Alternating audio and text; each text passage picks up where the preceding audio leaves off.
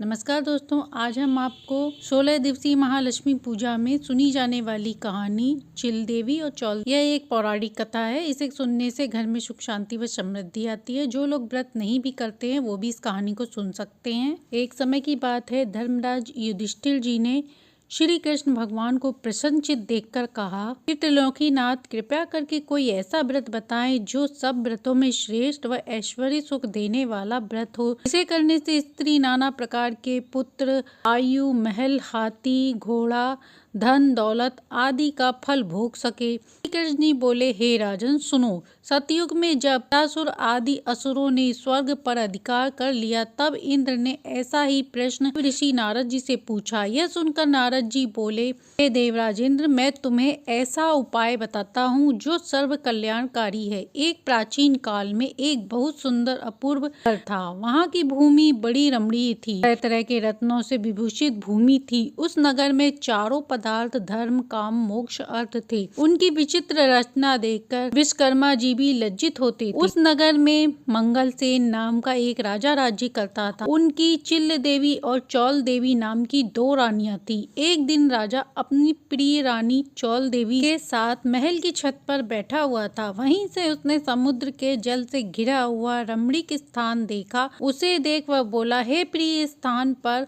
एक तुम्हारी प्रसन्नता के लिए सुंदर बाग लगवाऊंगा। अपनी प्रिया के लिए राजा ने बगीचा लगवाया। कुछ दिनों बाद वह बाग वृक्षों, लताओं, फल फूल, रंग बिरंगे पक्षियों से चहचहा उठा। अपनी अद्भुत छटा दिखाने लगा। एक दिन उसमें एक बड़ा भयंकर सूअर घुस आया। उसने भारी बगीचा नष्ट कर दिया। उसने रक्षकों को भी मार गिराया। रक्षक भय से व्याकुल हो राजा के पास पहुंचे और राजा ने सारा हाल सुना। यह सुन राजा बड़ा कुपित हुआ और सेना से बोला, तुम शीघ्र वहां जाकर उस भयंकर सुअर को मारो। राजा सेना लेकर स्वयं भी चल दिया। चारों ओर बगीचे को घेर कर राजा ने सैनिकों से कहा, जिस मार्ग से सुअर निकलकर भाग जाएगा और कोई रक्षक यदि उसे मार न सका तो उस मार्ग के रक्षक का मैं सिर काट डालूंगा। तथा बाग के चारों ओर राजा स्वयं अपना घोड़ा खड़ा कर वहीं खड़े हो गए। देवयोग से वह सुअर राजा के पास से ही होकर भाग गया। राजा बड़ा लज्जित हुआ। घोड़े को चाबुक से मारकर वह उसका पीछा करने लगा। पीछा करते करते राजा घोर जंगल में चला गया। राजा उसे चारों ओर देखने लगा। तभी वह सुअर राजा के समीप आ गया। राजा ने उसे देखते ही भाला मार दिया और भाला लगते ही सुअर ने अपना शरीर छोड़ दिया। वह सुंदर शरीर धारण कर विमान में बैठकर अपने लोक को जाते हुए बोला, हे राजन, आपका कल्याण हो, आपने मेरा उद्धार किया है। राजा ने पूछा, तुम कौन हो? तो उसने अपनी सारी कथा सुनाना शुरू कर दिया। उसने कहा, मैं आपको अपने श्राप की कथा सुनाता हूँ। मैं चित्ररथ नाम का गंधर्व हूँ। एक बार देव सभा में ब्रह्मा जी बैठे हुए थे। मैं चंचपुष्ट आदि तालों के साथ में सप्त स्वर में गान कर रहा था। तभी मेरा स्वर ताल बिगड़ गया और ब्रह्मा जी ने मुझे सुअर होने का श्राप दे दिया। फिर प्रार्थना करने पर उन्होंने कहा, मेरा उद्धार धर्मात्मा राजा मंगलसेन के हाथों होगा। अब मैं वरदान स्वरूप देवताओं को दुर्लभ चारों फल, धर्म, काम, मोक्ष का दाता एक व्रत बताता हूँ। यह व्रत श्री महालक्ष्मी जी का है। इसके प्रभाव से आप चक्रवर्ती राजा होंगे। अब आप अपनी राजधानी वापस जाइए। नारद जी बोले, हे इंद्र, इस प्रकार गंधर्व अंतर्ध्यान हो गया। राजा मंगलसेन अपनी राजधानी वापस आ रहे थे। रास्ते में एक ब्राह्मण दिखाई दिया। राजा ने उससे पूछा, हे बटुक, तुम कौन हो? यह सुनकर ब्राह्मण पुत्र ने कहा, राजा को आशीर्वाद देते कहा कि मैं आपके देश में पैदा हुआ हूँ, आपके साथ ही यहाँ आया हूँ, अतः मुझे आज्ञा दीजिए। श्री कृष्ण जी बोले, धर्मराज, इस प्रकार उसके पूछने पर राजा ने कहा, हे विप्र, तुम्हारा नाम आज से नूतन होगा। अब तुम किसी सरोवर से ठंडा जल लाओ। राजा की आज्ञा पाकर नूतन राजा के घोड़े को लेकर एक सुंदर वृक्ष के नीचे राजा को बैठाकर जल खोजने चल दिया। थोड़ी दूर पर उसे सरोवर दिखाई दिया। यह सरोवर रमणीय था।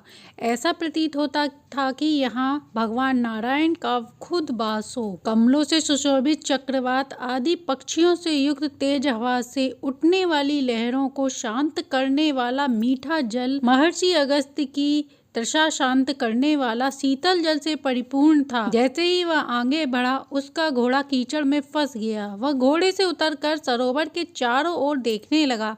कुछ स्त्रियों को देखा जो मधुर ध्वनि से मंगल गान गा रही थीं और वहां पूजा कर रही थीं। नूतन ने अपने दोनों हाथ जोड़कर विनम्र भाव से पूछा, हे माता, यह आप किसकी पूजा कर रही हैं? उन स्त्रियों ने कहा, हे मानव, हम भगवती माया, प्रकृति और शक्तिमान से प्रसिद्ध उसी महामाया महालक्ष्मी का व्रत कर रही हैं। उसी व्रत की कथा तुम भी सुनो। हे ब्राह्मण, यह व्रत भाद्र मास के महीने की शुक्ल पक्ष की अष्टमी राधा अष्टमी से प्रारंभ होता है। इस दिन प्रातःकाल उठकर 16 बार हाथ में 16 गांठ युक्त एक डोरा कलावा लेकर उसमें 16 गांठ बांध लें और चमेली के पुष्प, कपूर, धूप से सुगंधित पदार्थों से प्रत्येक गांठ की पूजा करें और ओम महालक्ष्मी नमः मंत्र का 16 बार अभिमंत्रित कर श्री लक्ष्मी जी से प्रार्थना करें, हे महालक्ष्मी, आप हमें धन, धान्य, पृथ्वी, धर्म, कीर्ति, आयु, पुत्र आदि दो। इस प्रकार ध्यान करते हुए उस सूत्र को पुरुष अपने दाहिने और स्त्री अपने बाएं अंग पर धारण करे। 16 धूप के पौधे व अक्षत लेकर कथा सुने। इस प्रकार भादो सुदी से लेकर अश्विनी अष्टमी तक नित्य प्रतिदिन कथा सुननी चाहिए। इसके बाद अष्टमी तिथि की रात्रि के समय व्रती को स्नान करके श्वेत या लाल वस्त्र धारण कर पूजा ग्रहण करना चाहिए। पूर्व की ओर मुख कर आसन पर बैठकर मोतियों से युक्त अष्टदल कमल बनाएं। उस पर कमलासन मंद मंद मुस्कुराती माता लक्ष्मी जी की प्रतिमा के सामने कपूर चंदन से माता की भाव विभोर पूजा करें। उनका आह्वान करें, हे लक्ष्मी जी, भगवती विष्णु जी के पास से आप यहाँ आओ। आपके लिए ही मैंने पूजन सामग्री एकत्रित की है। हे विप्र, इस प्रकार 16 दिन समाप्त होने पर व्रत करता श्रद्धा अनुसार उद्यापन करना चाहिए। उद्यापन विधि इस प्रकार है। स्वर्ण के पात्र में गौ के सींग मढ़कर तथा सोने एवं अन्न वस्त्रादि किसी वेद पाठी ब्राह्मण को दान दे। यदि इतना संभव न हो सके तो यथाशक्ति द्रव्य दें अथवा 16 ब्राह्मणों को जिमाकर वस्त्र आदि की दक्षिणा दे। हे विप्र पुत्र, हमने तुमको सर्वोत्तम व्रत बतला दिया जिसके करते मास से इच्छा फल प्राप्ति होती है। इस व्रत को तुम करो और अपने राजा से भी करवाओ। जो श्रद्धा से करना चाहे उससे भी करवाओ। भगवान बोले, हे युधिष्ठिर, इस प्रकार इस व्रत को स्त्रियों के मुख से सुनकर नूतन बड़ा प्रसन्न हुआ और उनको प्रणाम कर घोड़े को कीचड़ से निकालकर ठंडा पानी पिलाया और कमल के पत्ते का दोना बनाकर पानी ले घोड़े पर बैठकर राजा के पास आया। राजा ने जल ग्रहण किया। नूतन बोला, हे राजन, आज मैं यहाँ पर जो कुछ स्त्रियों से सुनकर आया हूँ उसे आपको सुनाता हूँ। ध्यान पूर्वक आप सुने। नूतन ने सारी बात राजा को बता दी। राजा व नूतन ने मिलकर व्रत किया। राजा ब्राह्मण को घोड़े पर सवार कर अपने नगर चल दिया। राजा के आने का समाचार सुन नगरवासी बहुत प्रसन्न हुए। खुशी के मारे सारा नगर नाच रहा था। 16 श्रृंगार कर स्त्रियां भी मंगल गीत गा रही थी। राजा की आवागी में राजा व नूतन घोड़े से उतरे। राजा अपने महल रानी चोल देवी के पास गया। रानी चोल देवी ने राजा के हाथ में सूत्र बंधा देख क्रोधित हो गईं, परंतु क्रोध छिपाकर विचार करने लगी कि राजा शिकार के बहाने किसी अन्य स्त्री के प्रेम मिलाप करने गए थे। इसी कारण इनकी बाह में उस स्त्री ने अपने सौभाग्य के लिए यह डोरा बांध दिया है और साथ ही मुझे देखने के लिए इस ब्राह्मण को भेज दिया है। रानी ने वह डोरा राजा की बाह से तोड़कर फेंक दिया। राजा उसकी करतूत न समझ सका क्योंकि वह सेवकों तथा मंत्रियों को जंगल का सारा हाल बता चुका था। उसी समय राजा की दूसरी रानी तिल देवी की एक दासी राजा को देखने वहां आई। उसने भूमि पर पड़े उस डोरे को उठा लिया और उस ब्राह्मण से डोरे के बारे में सारा हाल पूछा। दासी ने सारा विधान जाकर चिल्ल देवी से कहा। वह राजा का सूत्र भी दे दिया। रानी ने उसी समय नूतन को बुलाकर व्रत का विधान पूछा। व्रत पूजन करने लगी।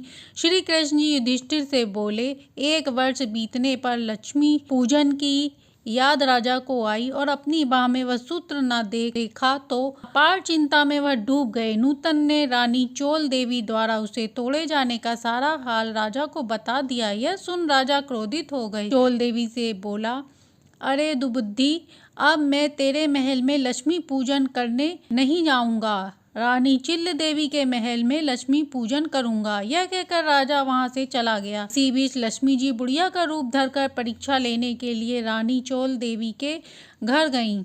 रानी चोल देवी उनका निरादर करती हुई बोली, अरे दुष्ट, तू कौन है? मेरे घर कैसे आई है? जा यहाँ से भाग। इस प्रकार लक्ष्मी जी ने उनसे श्राप दिया और कहा, मूर्ख, तूने मेरा अपमान किया है, अब तू सुअर मुखी हो जा और आज से मंगलपुर नाम की जगह कोल्हापुर हो जावे। फिर लक्ष्मी जी वहां से चली गईं और चिल्ल देवी की परीक्षा लेने पहुंची। चिल्ल देवी के महल में वृद्ध रूप में पहुंचने पर रानी ने उसका बड़ा आदर सत्कार किया। लक्ष्मी जी बहुत खुश हुईं, अपने रूप में प्रकट हो गईं। यह देख रानी ने बड़े प्रेम से माता का आदर सत्कार पूजन किया। लक्ष्मी जी ने कहा, चिल्ल देवी, मैं तुमसे प्रसन्न हूँ, तुम मनचाहा वरदान मुझसे मांग लो। चिल्ल देवी बोली, हे सुरेश्वरी, हे कपालास, अम्बे माँ, प्राणी जो भी इस व्रत को करे और जब तक सूर्य चंद्रमा आकाश रहे तब तक आप उसके घर में विराजमान हो और मेरी पति सहित ये कथा पृथ्वी पर विराजमान हो। माता ने तथास्तु कहकर अंतर ध्यान हो गई। राजा मंगल ने